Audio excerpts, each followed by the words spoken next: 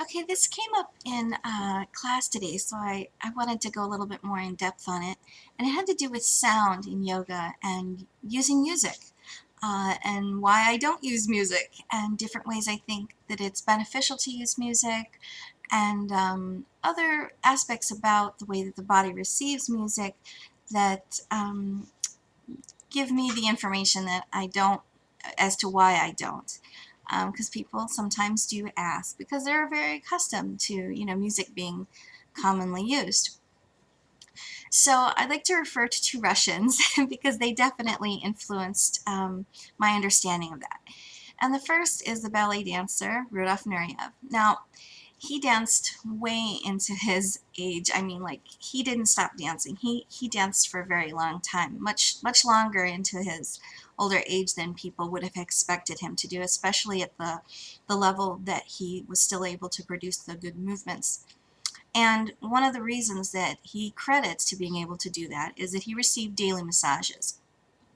During those massages, he didn't have the therapist use any music.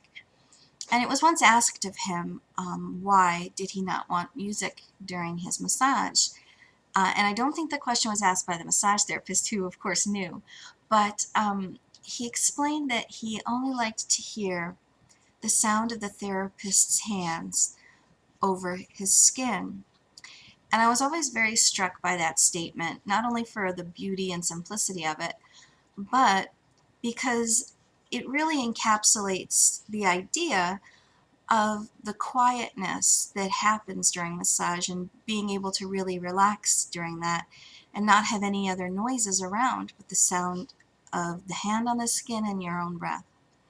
So later on, when I was studying with my Russian teacher, um, she would explain to us different things about how the nervous system receives information through pressure and all different kinds of things. Well, when you're using movement or massage to train the nervous system, you want to reduce any stimulation that you can so that the body can just focus on what you're trying to teach it, the new skill.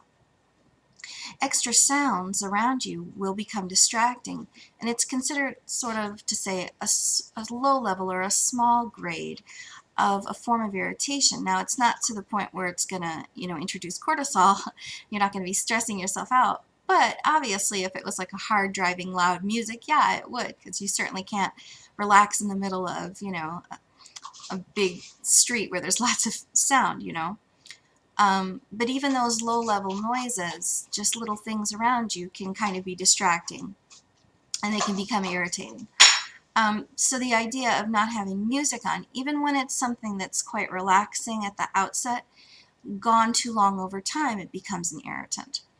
So that's just one of the reasons that I don't use music. And I was talking about this with another yoga instructor too, and finding an agreement upon which everyone enjoys the same kind of music, that's near to impossible. And any time that words are chosen in a song, that really is very distracting, especially for us musicians, because we can hear all the sounds and all the things behind it, and it's just far too distracting. So, and then there's other problems with, voice projection that gets cut behind the music and things like that. But in my own practice, I definitely don't use music. I don't use it at the beginning, I don't use it at the end.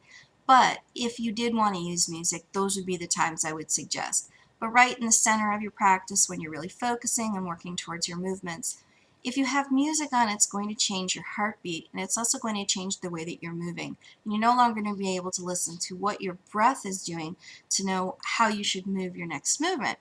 So that's another reason why I always tell people to avoid using music, because it allows you to cue in better to that internal voice that guides your movements. So I hope that you take some time and allow things to be quiet.